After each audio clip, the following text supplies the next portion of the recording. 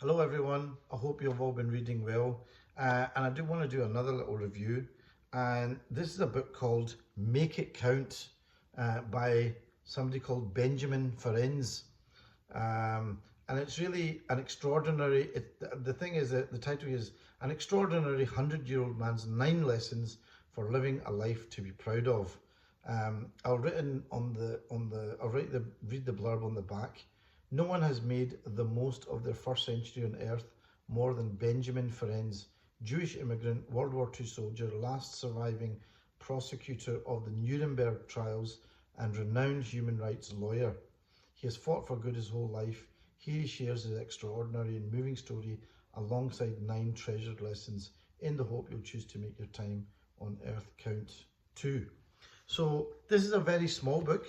You could literally read it in one sitting. It was recommended to read this by my good friend Nasser, and he kindly put this review up on the internet again, and I listened to it, and I thought it sounds like an interesting book to read. As you can see, this is Benjamin Ferencz. I think he's about 100 at this point, and I think he unfortunately has passed away now. I think he passed away at the ripe old age of 102. And when he wrote this, his wife, who had been his partner of something like, I think something like 74 years, had passed away. He is a remarkable man, a Jewish immigrant from Transylvania, funnily enough. I don't know if Transylvania used to be a country and it isn't now, but he came here in the 1920s with his parents, who were, poor immigrants, and through sheer graft, he made a life for himself. He was brought up in a place called the Devil's Kitchen, I think, in New York. Not a nice area. Got into a lot of fights. He was a short guy.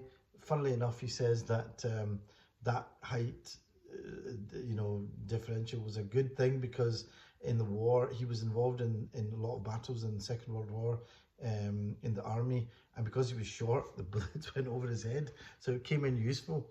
But he got married to his childhood sweetheart, got a chance to go to a nice school through a scholarship. One of the teachers thought, he's got something here, sent him to a school, and he excelled there, and realised that the things that he saw around him, crime, things like that, didn't pay, and it was better to be good. It was better to achieve something. So he did that, and he became a lawyer, went to Harvard, incredibly, and after the Second World War, at the age of 27, this guy decides, I'm going to prosecute some of these Nazis.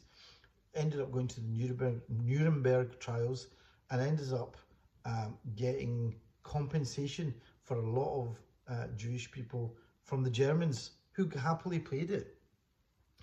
Amazing story. He's had children. He got involved with, like I said, Harvard. And now this is a man who helped build the International Criminal Court, the ICC. The very International Criminal Court that is today doing its best to get justice for the people of Gaza and the children of Gaza and those immigrants, and which is being sanctioned by the United States. So ICC was started by this chap, or he was at least one of the founder members of it. And yet the ICC now is being sanctioned by America, because it's basically saying to the state of Israel that what they're doing is absolutely wrong, it's illegal. The state of Israel, I mean, it's actually kind of shameful, really. But I think that the idea was that the ICC would be something that would just prosecute, African dictators or something, but not anybody that has real power. I wonder what he would have made of this. I think he's passed away well before Gaza erupted, or maybe around that time. I don't think he would be very happy about it. I think he'd be pretty upset. But anyway, the actual book itself, I think, is great. You do learn something from it. I'll give you an example. I mean, a lot of this apparently started because he was interviewed by a writer from The Guardian, and that, the writer from The Guardian then turned it into a book. But there's things like the path is always bumpy, never straight. then he illustrates it with things from his own life. Choose to be good on principles. Always speak your truth, even if no one's listening. So he talks about that in events that happened during the army, where he had to go up against some of his superiors, push the rock a little further up the hill. And I think the idea is that, you know, push it further and then eventually somebody else will push it further as well. Teams, communities, friends are key to our ongoing and hopefully everlasting success. Not everything good can be achieved quickly, and being fast doesn't guarantee success. And of course, this is somebody that, my God, I said he was 102.